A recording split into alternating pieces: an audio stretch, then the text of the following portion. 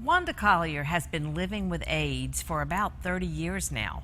Realizing how little people knew about the disease, she decided it was time for her to take a stand and be a voice for those too afraid to come forward. Margaret Ann Carter shared her story with WJBF viewers. I lived a very destructive lifestyle. I am a recovering addict, and I practice a lot of unsafe sexual activity while trying to get drugs. The kind of destructive lifestyle that would ultimately lead to a death sentence. Wanda Collier was diagnosed with AIDS while in jail. It was there that she first experienced the stigma she'd face for the rest of her life. I remember being in jail, and people that was positive had to sit up on the top step to eat. They had to have their clothes put in plastic bags to be washed away from everybody else's. It wasn't until years later that Collier decided to get clean and soberly face her toughest critics. She began speaking at colleges about the importance of safe sex and the facts surrounding HIV and AIDS, and it became a sort of therapy for her. But she admits she still battles her demons. I got love-hate for my medication. You know, I don't like the way it made me feel, but at the same time, I'm glad it's keeping me alive.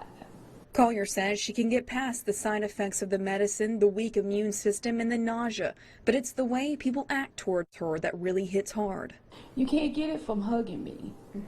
You can't get it from my tears falling on you. You can't get it for, just touching me. But if there's one thing she wants to spend the rest of her days doing, it's showing the world that HIV and AIDS doesn't have to be whispered about behind closed doors. Wanda Collier wrote me recently and said, HIV is what I have, not who I am. She founded the nonprofit Stop the Stigma to bring education, awareness, and fundraising for HIV and AIDS patients and assist the newly diagnosed.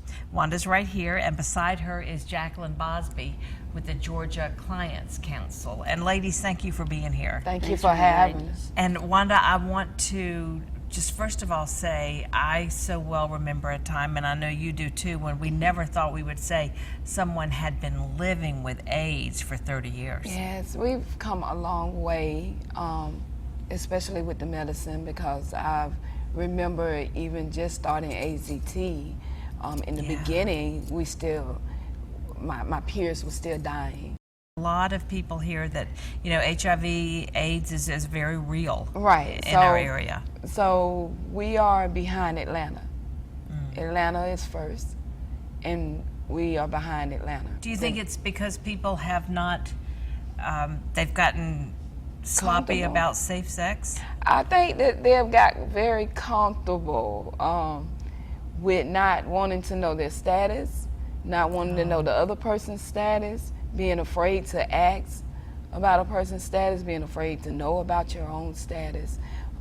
Your sexual life is your sexual life. Only thing that I'm asking is that you be safe about your life. I was blessed because I have a family that has been supportive of me even in the midst of my mess. So I've always had like a support system. My high power has always given me, given me those people in my life that has supported me, that I've never felt that I had to really worry about being different. But when I was using drugs, in the midst of that, I knew I could not tell, because if I did, I couldn't get what I wanted. So, I did some very destructive behavior even in the midst of having support. So I had to learn to love me, be okay with me, realize that, like I told you, HIV is just what I have. Right. It's not who I am. Tell us what your group does. Okay, well, Georgia Clients Council, what we try to do is we try to educate the community, and we try to reach out to different organizations that are trying that. And because we're statewide, we can do it more than just in the Augusta area. Her program, Stop the Stigma, is one of our organizational members. And we try to collaborate.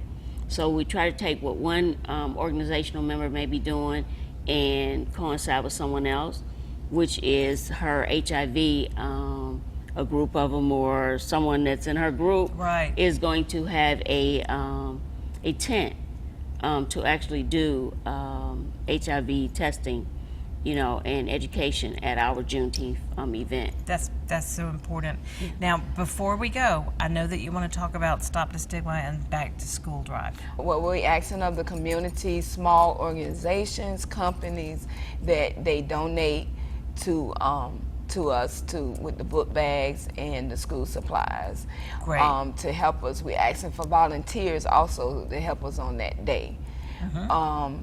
And how can they contact you? They can contact me by calling 706-691-1857. Okay.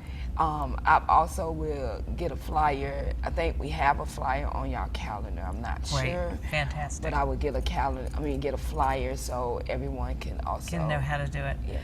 Well, Wanda Collier, you're a brave woman, and I think it's awesome that you are using your experience to try to help others.